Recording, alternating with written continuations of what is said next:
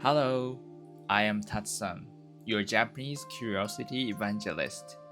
Welcome to YOHAKU Radio, a pulse with Japanese wisdom. This program uses the Japanese language and culture as a gentle lens. It is a place to restart your curiosity away from days driven only by efficiency. In our last episode, we talked about why our yohaku, our blank space, tends to disappear. We explored the anxiety of unstructured time and the perceived value of being endlessly busy. Today, I would like to expand our view a little further. Let's talk about our minds operating on a slightly deeper level. Why do we intentionally fill our lasting time with plans? Why do we actively try to avoid our yohaku?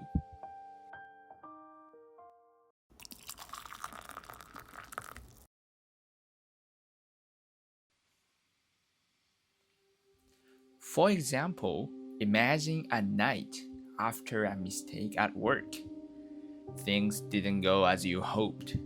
You still feel the lingering frustration of not being able to explain yourself well. The awkward atmosphere of the room seems to cling to the sleeves of your clothes. Or perhaps you are walking home after a slight miscommunication with a close friend. Your relationship feels suddenly tense. A small sigh of regret prickles deep in your chest. Maybe you use the wrong words. Or maybe you are studying a language for an exam and you simply cannot make progress. You sit along with your textbook open and suddenly a profound sense of isolation washes over you.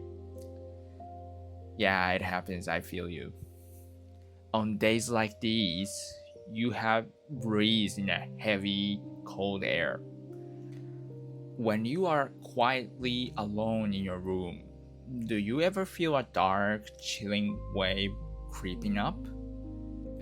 A subtle lusting that rises from your feet up to your face.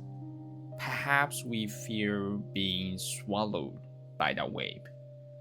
So, even when we should rest in our bodies, we inevitably move our hands. We instinctively fill tomorrow's planner without leaving a single gap. Or we reach for our phones, and suddenly begin scrolling or searching for something trivial. It is as if we are trying to drown out the stillness with noise and fabricated busyness. Now, let's observe this tendency through a more objective lens. Dory Clark, the author of a book called The Long Term, offers a striking perspective. She points out that when we face the negative situations or painful emotions, we often overcrowd our schedules. Why do we do this? Because by doing so, we create a state where we no longer have to think deeply about our lives or pain we carry. Using busyness and anxiety to fill our blank spaces might actually be an act of evasion. It is a way to run away from what we truly do not want to face.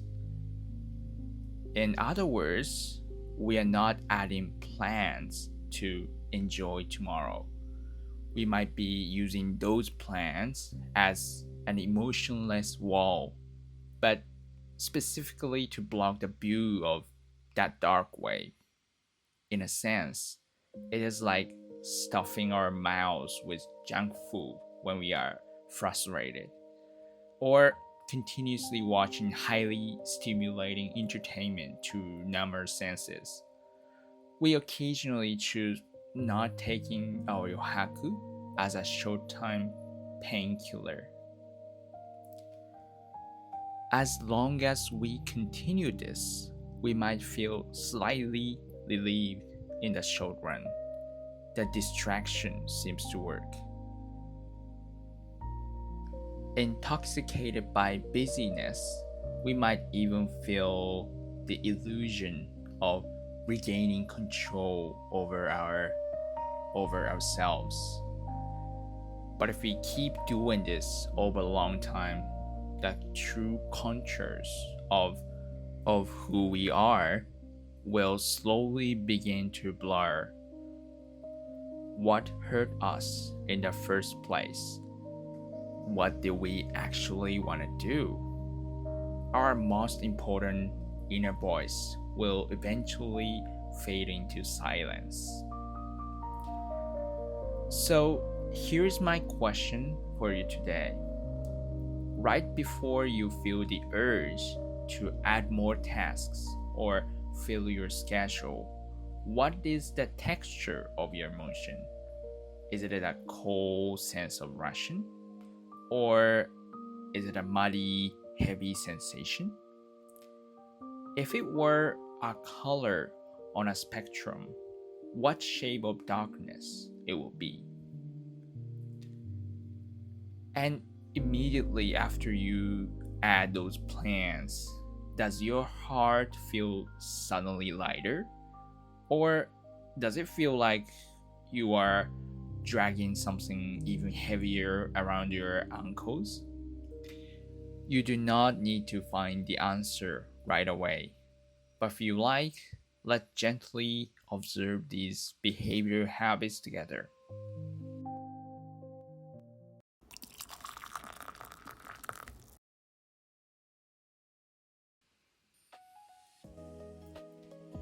If you have any thoughts about today's question, please share them through the letter form below. The voices you send are read in our live sessions and in this program. They become precious seeds for philosophical dialogue with our community around the world. And if you wish to dive deeper, we have the YOHAKU Community Insight Plan. Through weekly live intellectual shows, we use Japanese as a lens to update our lives and explore Japanese wisdom together. I look forward to hearing from you. Thank you so much for listening until the end. Next time, we will look at how the social media we carelessly scroll through makes it hard to feel our inner voice. We will observe the mechanism quietly without blaming anyone or ourselves. Until then, take care.